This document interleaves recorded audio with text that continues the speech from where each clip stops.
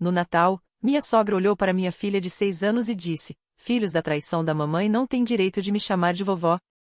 Isso aconteceu logo depois de ela rejeitar o presente que minha filha havia feito com tanto orgulho. Então meu filho se levantou e disse algo. A sala inteira ficou em completo silêncio. Juro que a sala inteira parou de respirar. Até o anjinho de porcelana barato na lareira da minha sogra parecia querer tampar os ouvidos.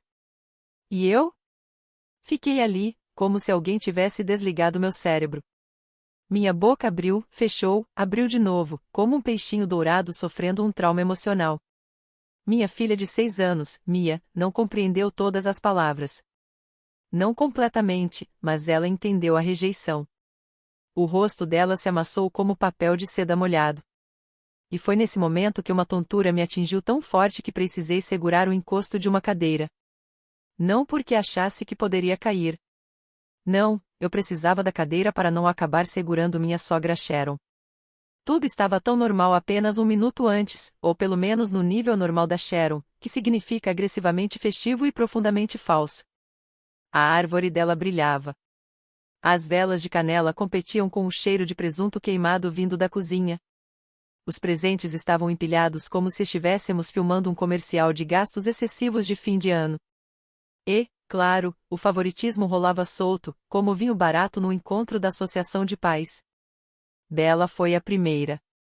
A filha da minha cunhada Melanie, Bella, que tinha quase a mesma idade dos meus filhos e era, muito obviamente, a criança favorita dos meus sogros.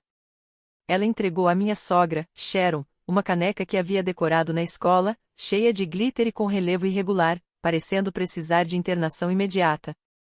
Sharon gritou como se tivesse recebido o santo graal e imediatamente pegou Bella no colo, enquanto meu sogro Lawrence batia palmas como um avô animatrônico programado para demonstrar entusiasmo. Então meu filho mais velho, Noah, entregou seu presente, um simples desenho dele e da Sharon andando de trenó. Ela gritou de novo, alisando o cabelo dele e dizendo que ele era um artista talentoso.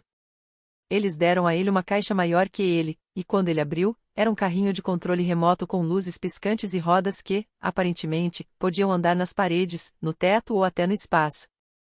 Então chegou a vez da Mia. Eles tinham dado a ela uma pequena boneca de plástico, com cabelos tão ralos que pareciam ter sobrevivido a um acidente com água sanitária. Sharon sorriu para ela com aquele sorriso fino e forçado que só usava quando queria sorrir para qualquer outra pessoa, menos para Mia. Mas Mia não percebeu. Ela estava muito animada, muito orgulhosa. Minha doce menina havia passado dias trabalhando em seu desenho. Ela o segurou com as 2 mãos, radiante, olhos brilhando, pulando no lugar como um cachorrinho, pronta para ser elogiada. Ela entregou o desenho e tudo desmoronou. Sharon pegou o papel, olhou para ele, olhou para Mia, olhou para mim, e com o tom mais doce e venenoso imaginável, disse a frase que vai ecoar na minha cabeça até o dia em que eu morrer: "Filhos da traição da mamãe não têm direito de me chamar de vovó, querida." Senti cada palavra como um tapa físico. Mia congelou, como se a frase tivesse acionado um interruptor de desligamento dentro dela. A boca dela tremia. Depois, seus olhos se encheram. E então a primeira lágrima deslizou, lenta e pesada. Aquele tipo de lágrima que uma criança chora quando o mundo de repente deixa de fazer sentido. Lawrence se mexeu desconfortavelmente, mas não disse nada. Melanie parecia querer sorrir, mas sabia que não deveria. Thomas. Uau! Ele parecia alguém que tivesse sido empurrado debaixo d'água. Os olhos arregalados e atonitos, o corpo inteiro rígido. Ele ficava abrindo a boca como se fosse falar, mas nenhum som saía. E eu? Eu estava vibrando. A raiva subia pela minha espinha em ondas elétricas e quentes. Eu sentia nos dentes, nas pontas dos dedos, no pulso. Mas antes que eu pudesse falar, antes que pudesse soltar qualquer coisa, Noah se levantou. Meu filho de 8 anos, a criança que eles adoravam, aquele que não podia fazer nada de errado. Ele se levantou tão rápido que a cadeira raspou alto no chão de madeira. Todos estremeceram. Ele caminhou direto até Sharon, mandíbula cerrada, olhos ardendo com algo que eu nunca tinha visto nele antes. Algo feroz e dolorosamente adulto. Ele estendeu a mão e arrancou de volta o desenho que tinha dado a ela antes, o do trenó, aquele que ela havia elogiado tanto. Pegou com os dedinhos pequenos e trêmulos. Depois, colocou o carrinho de controle remoto gigante, o presente perfeito, caro e adorado, de volta aos pés dela. A sala prendeu a respiração. Até Melanie piscou como se alguém tivesse desligado o cérebro dela. E então Noah disse, com a voz firme, mas trêmula nas extremidades: se minha irmã não pode te chamar de vovó, então eu também não vou. Silêncio. Um silêncio pesado, atônito, sufocante. Bella ficou boquiaberta. A boca de Melanie caiu. Sharon recuou como se tivesse levado um golpe. Noah se virou para Mia e segurou sua mão. Segurou com cuidado, como se ela fosse feita de algo precioso. Depois olhou para mim e disse: Mãe, podemos ir? Eu não quero ficar aqui. Não era uma pergunta. Era um veredito. E de repente, tudo em mim se encaixou. Sim, eu disse. Vamos embora. Thomas se levantou também, devagar, mas com propósito. Havia algo no rosto dele. Talvez vergonha, talvez uma clareza que começava a surgir, ou talvez apenas a percepção de que sua mãe acabará de queimar uma ponte que ele nunca poderia reconstruir. Ninguém nos parou. Ninguém tentou. Caminhamos até a porta, nós quatro, segurando uns aos outros como se atravessássemos um campo de batalha. E justo quando alcancei a maçaneta, tive aquela sensação aguda e nauseante de que aquilo era só o começo, de que a verdadeira explosão ainda nem tinha começado. Uma sombra caiu sobre o rosto de Sharon. A mão de Melanie voou para o celular. Lawrence murmurou algo entre os dentes. Então saímos para o ar frio de dezembro, e a porta se fechou atrás de nós como um disparo de arma carregada. Se você me dissesse anos atrás que Sharon um dia me acusaria de traição na frente da minha filha de 6 anos, eu não teria acreditado.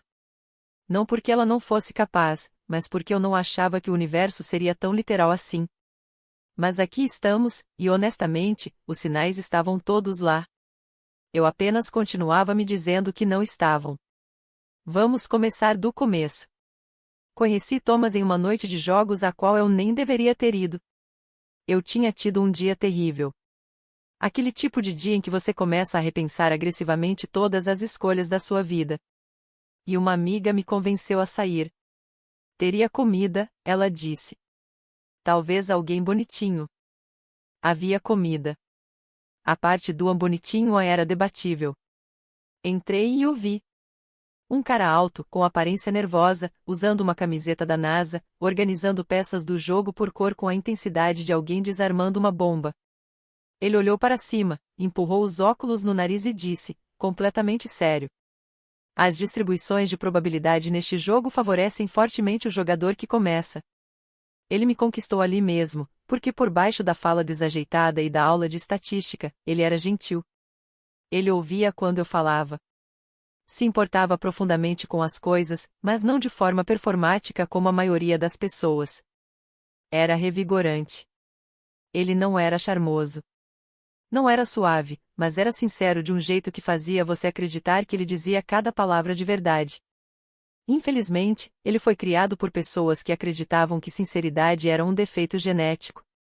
A primeira vez que ele me levou para conhecer seus pais, Sharon abriu a porta e me olhou como se eu fosse um livro atrasado da biblioteca que ela não tinha solicitado. Ah, disse ela. Você é a Emily?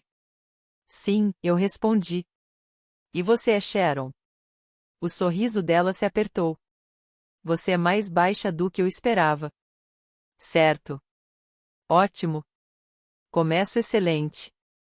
Lawrence pairava atrás dela como um aposentado nervoso esperando permissão para respirar.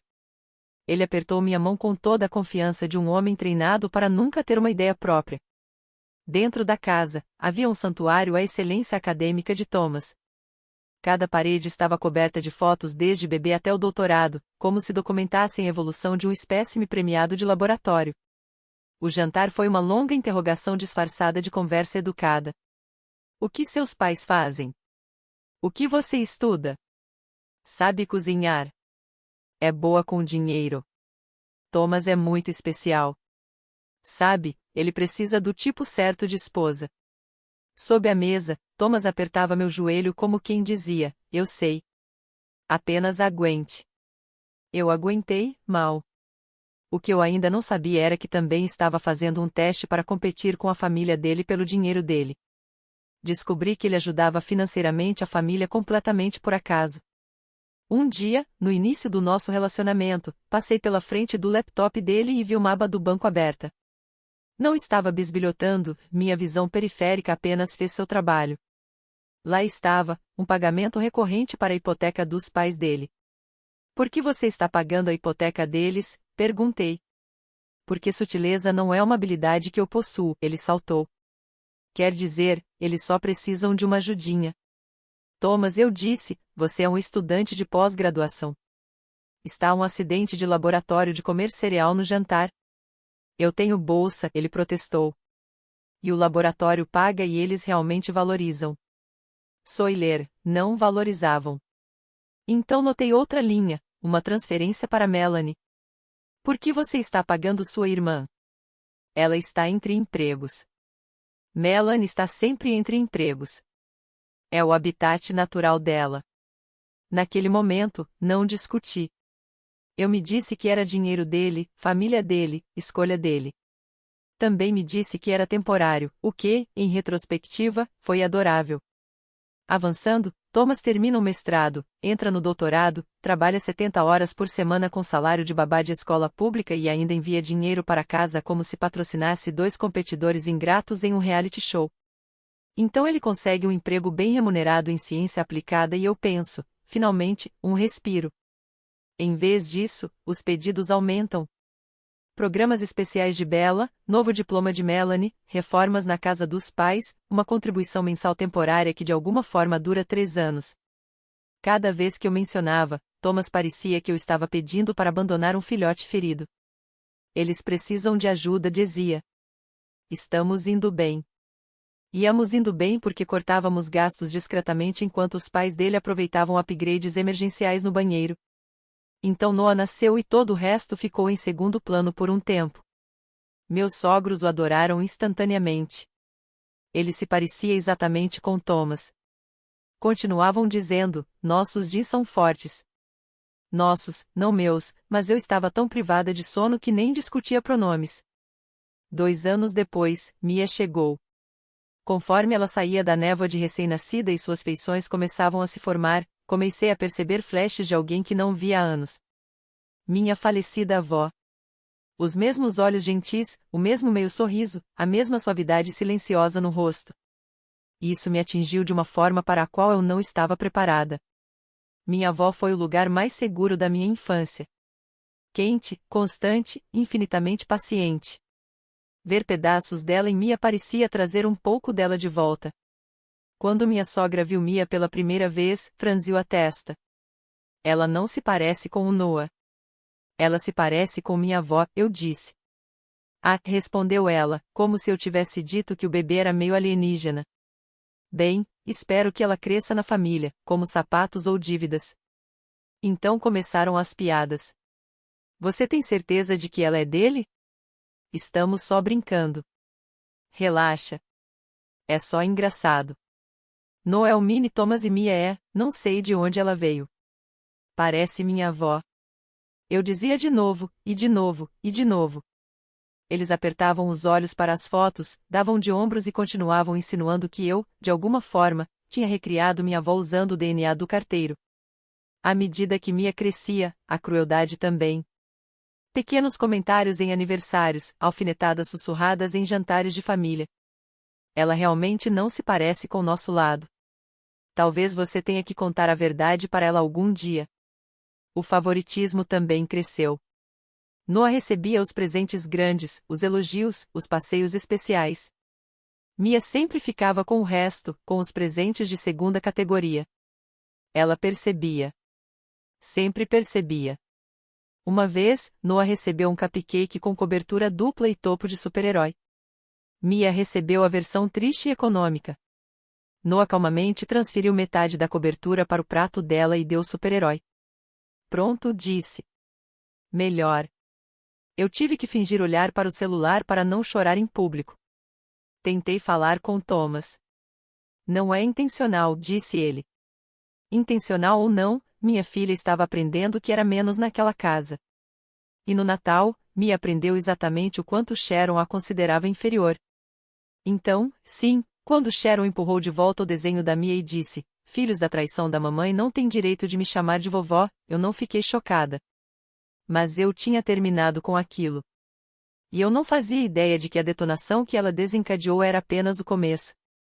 Quando chegamos em casa do Natal, pensei que meu emocional estivesse esgotado. Mas estava enganada. Coloquei Noah e Mia na nossa cama com um filme, porque não suportava a ideia de estarem a mais de 2 metros de distância de mim. Depois, caminhei pelo corredor, esperando encontrar Thomas andando de um lado para o outro, em espiral, ou implodindo silenciosamente. Em vez disso, encontrei-o sentado na escrivaninha, ainda com o casaco, iluminado pelo brilho frio do monitor, clicando botões como se estivesse desmontando uma bomba. Thomas disse com cuidado: "O que você está fazendo?" Ele nem olhou para cima. Arrumando uma coisa, disse, exatamente no tom que um homem usa antes de fazer algo irreversível. Aproximei-me dele. Meu coração fez aquele solo dramático de "oh não, não, não". A conta bancária dele estava aberta. Pagamentos recorrentes, transferências, débitos automáticos. Eu não fazia ideia do que eram abas com nomes como a contribuição hipoteca e a Melanie mensal. E ao lado de cada uma, cancelar, cancelar, cancelar. Um clique, outro clique. Outra artéria cortada. Esperei. Segurei o encosto da cadeira dele. Você está cancelando tudo? Sim, foi a única palavra. Uma sílaba guilhotina. Você quer dizer a hipoteca dos seus pais? As coisas da sua irmã? Tudo da Bella? Ele ainda não olhava para mim. A mandíbula travada, ombros rígidos como se tivesse sido esculpido em pedra fria. Meu cérebro passava freneticamente por cada versão de Thomas que eu já conheci: gentil, evitador de conflitos, apologético. Nenhuma delas correspondia ao homem sentado ali, deletando métodos de pagamento como se eles lhe devessem dinheiro. "Isto é repentino", eu disse, sendo o eufemismo do século. Ele exalou, finalmente recostando-se na cadeira, não relaxado, apenas concluído. "Sabe o que me atingiu hoje à noite?", disse ele, voz baixa. "Meu filho de 8 anos fez o que eu deveria ter feito." Ele finalmente me olhou. Os olhos vermelhos, furiosos, envergonhados. "Deveria ter sido eu", disse. "Deveria ter defendido ela. Deveria ter dito algo. Deixei que falassem sobre você por anos. Deixei que falassem perto da Mia. Mas hoje à noite eles disseram na cara dela e eu congelei." A voz dele quebrou na palavra "congelei". Meu estômago se contorceu. Queria abraçá-lo, tranquilizá-lo, alguma coisa, mas ele não tinha terminado. Noah não deveria ter sido o responsável por defendê-la. Ele disse que não deveria ter sentido que precisava fazer isso. A culpa é minha, e não vou deixar que isso aconteça de novo. Ele se voltou para a tela e clicou em mais um a remover cartão. "Você não faz ideia", continuou ele, "de quantas vezes me disse que estava ajudando eles. Quantas vezes achei que era temporário, que eles iriam valorizar, que eu estava fazendo a coisa certa." O riso dele foi curto e seco. "Eles nunca me viram como alguém ajudando. Sempre me viram como obrigado a ajudar, e hoje à noite isso ficou claro." Sentei-me na beira da mesa, porque minhas pernas não estavam preparadas para esse tipo de terremoto emocional. "Então, você terminou?", perguntei, baixinho. Ele acenou com a cabeça. "Terminei de sacrificar as experiências dos nossos filhos para que minha mãe diga a Mia que ela é um erro. Terminei de pagar as contas da Melanie para que ela possa zombar da existência da minha filha. Terminei de ser a carteira que eles chutam quando estão entediados." Engoli em seco. "Thomas, eles vão explodir." "Deixe-os", disse ele. "Eles vêm nos detonando há anos." Ele clicou em um último confirmar e a página se atualizou como se ele tivesse exorcizado um demônio. E então, claro, o telefone dele vibrou. Ele olhou para ele como se alguém tivesse enviado a palavra "Ambuan" de dentro do armário. "É a minha mãe", disse ele. "Claro", respondeu, e colocou no viva voz, porque aparentemente agora estávamos adotando total transparência. "Thomas", ela gritou imediatamente. "Acabamos de receber uma notificação de que o método de pagamento da nossa hipoteca foi removido." O banco cometeu algum erro? O que está acontecendo? Não, ele disse calmamente. Eu removi. Silêncio. Depois, um som como se ela tivesse levado um tapa dramático de mãos invisíveis. O que você quer dizer com o remover? Ela exigiu. Você não pode simplesmente. Seu pai está em pânico. Vocês vão ter que pagar sozinhos, ele disse. Eu não vou mais fazer isso. Você está brincando comigo? Depois de tudo que fizemos por você, nós contamos com isso. Precisamos disso. Tenho certeza de que minhas sobrancelhas chegaram ao teto. Thomas não se abalou. Eu tenho minha própria família para sustentar. Mas nós somos sua família, ela gritou. Isso é por causa dela, não é? Ela está te virando contra nós. Está te envenenando. Pare. Não é Emily. Sou eu, ele respondeu. Eu poderia tê-lo beijado ali mesmo, na boca. Bem no meio da sala, com a mãe dele gritando no viva voz como um alarme de incêndio com defeito. Você disse à minha filha, ele continuou, que ela veio de uma traição. Você empurrou o presente dela de volta na cara dela. Você a humilhou. Ah, por favor, Sharon, ela retrucou. Ela tem 6 anos. Ela vai esquecer. Talvez ele disse, voz afiada. Mas Noah não vai esquecer, e eu também não. A voz dela entrou em modo Banshee total. Você está sendo dramático. Está destruindo esta família. Você já destruiu, ele disse. Só não esperava que eu percebesse. Ele desligou. Desligou. Thomas, o homem que uma vez pediu desculpas a um telemarketing por não se interessar, desligou para a própria mãe. Eu fiquei olhando para ele. Ele olhou para o chão. Os ombros dele tremiam. Antes que eu pudesse fazer qualquer som de conforto, o telefone vibrou novamente. Melanie? Oh, não, murmurei. Nível 2, ele respondeu. Que diabos, Thomas, ela gritou. Mãe acabou de me ligar chorando. Você cortou ela e agora eu. Como eu vou pagar as aulas da Bella? Isso não é problema meu, ele disse. Você não pode fazer isso, ela gritou. Tudo porque a mãe fez uma piada. Ela insultou minha filha, ele disse. E você a apoiou. Ah, pelo amor de Deus, Melanie, ela gemeu. Era uma brincadeira. Todo mundo acha que a Mia não se parece nada com. Não, ele disse. Não termine essa frase. Ela terminou de qualquer jeito. Você nem sabe se ela é sua. O silêncio que se seguiu era denso o suficiente para sufocar. É isso, ele disse. Acabou. Você está jogando fora sua família, ela gritou. Não, ele disse. Estou protegendo a minha. Ele desligou novamente, depois se recostou, cobriu o rosto e soltou um suspiro que soava como 6 anos de tudo guardado. Eu me aproximei e o abracei. Ele não se afastou. Tenho orgulho de você, eu sussurrei. Ele não falou por um momento, apenas respirou. E eu sabia, lá no fundo dos meus ossos, que isso não era o fim. Isso era o estopim aceso. Se há uma coisa que aprendi sobre pessoas como Sharon, é esta: elas não curam suas feridas. Elas afiavam os dentes. A campanha de difamação começou menos de 48 horas depois que Thomas cortou os laços com elas. Eu estava passando manteiga na torrada da Mia quando meu telefone vibrou com uma mensagem de uma prima com quem eu não falava há 2 anos. Oi, você está bem? Sua sogra postou algo intenso. Essa nunca é uma frase boa para acordar. Abri o Facebook e lá estava, um monólogo trágico completo escrito por Sharon, com quebras de linha dramáticas e uma foto em sépia dela segurando o bebê Thomas como se ele fosse um soldado caído.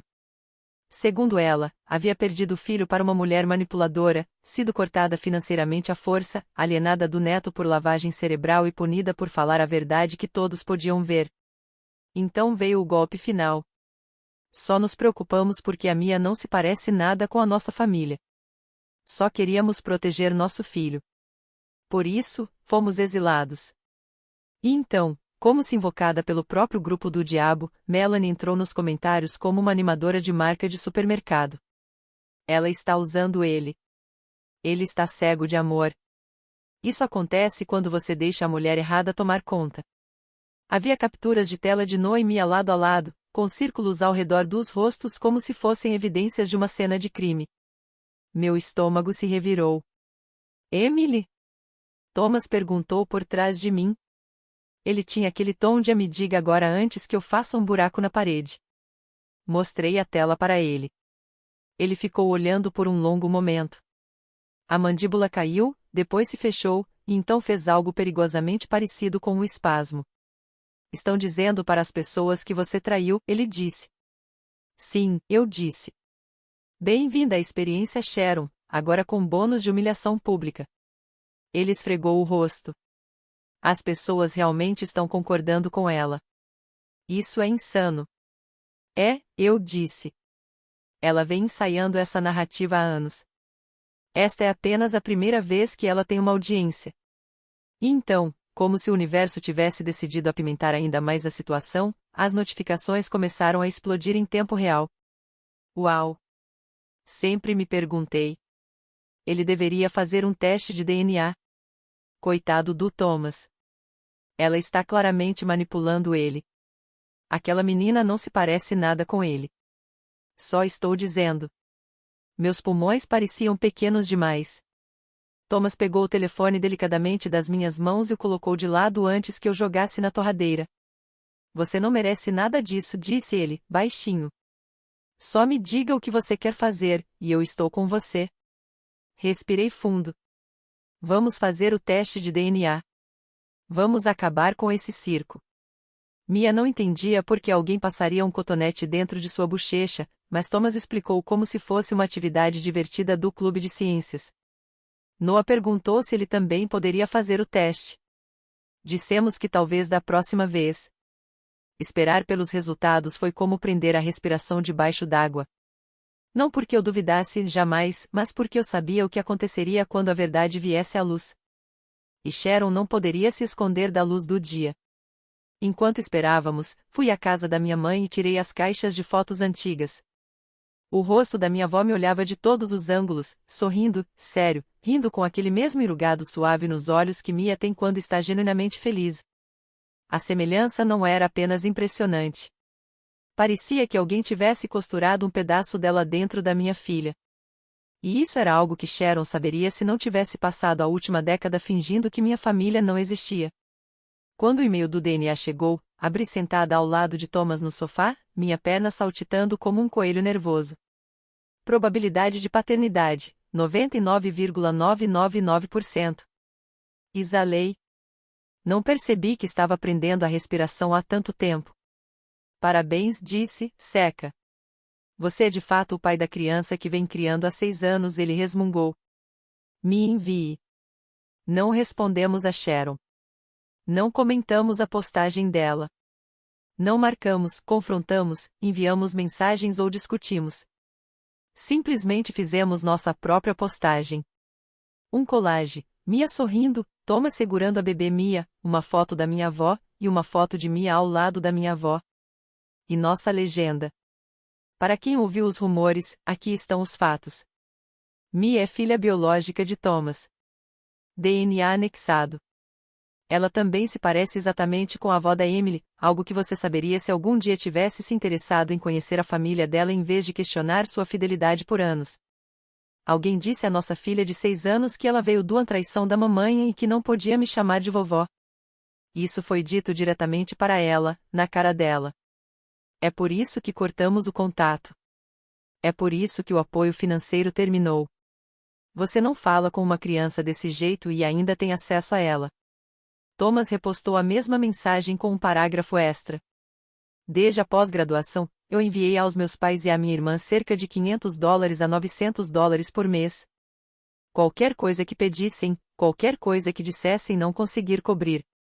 Quando finalmente somei tudo, deu $80.940. Tenho todas as transferências registradas. E depois de tudo isso, eles acusaram minha esposa de traição e disseram à minha filha que ela não é dele. Acabou. Publicamos. Esperamos cerca de 7 minutos. Nada aconteceu. Então, tudo aconteceu. Os comentários começaram a chegar. Não fazia ideia que ela disse isso para Mia. Isso é horrível. Uau! A semelhança com a sua avó é inegável. Sinto muito. Nenhuma criança merece isso. Honestamente, parabéns por cortar contato. E nos grupos de WhatsApp, silêncio, depois confusão, depois o satisfatório desmoronar silencioso das pessoas percebendo que tinham apoiado o lado errado. Uma prima me enviou mensagem privada: sinto muito. Não sabia. Achei que Sharon estava exagerando. Isso é terrível. Outra, ela realmente disse isso para uma criança de 6 anos. Não está certo. Melhor ainda, Sharon tinha um grande aniversário chegando, que ela estava planejando há meses. Convites foram enviados para metade da família estendida, e um por um, todos cancelaram. Desculpe, não vou. Não vou participar depois do que ouvi. Não me sinto confortável apoiando alguém que fala com crianças desse jeito. Ela acabou com um bolo caro, uma sala vazia e Lawrence tentando fingir que gostava de estar sozinho com ela. Não vou mentir, gostei da imagem. Mas a verdadeira reviravolta aconteceu mais tarde naquela semana, na forma de uma ligação de um número desconhecido. É a Emily? Uma voz perguntou. Mais velha, mais afiada, elegante. Sim, sou eu. Virginia, tia do Thomas. Fiquei paralisada. Nos tínhamos nos encontrado 2 vezes. Ela era a irmã mais velha da Sharon, 10 anos mais sábia e 90 graus menos descontrolada. Vi as postagens, disse ela. Também recebi a versão sem filtro de alguém que realmente tem coluna vertebral. Tenho apenas uma pergunta: Sharon realmente disse isso à sua filha? Sim, eu disse, na cara dela. E os $80.000, preciso dizer que são exatos. Ela suspirou longamente.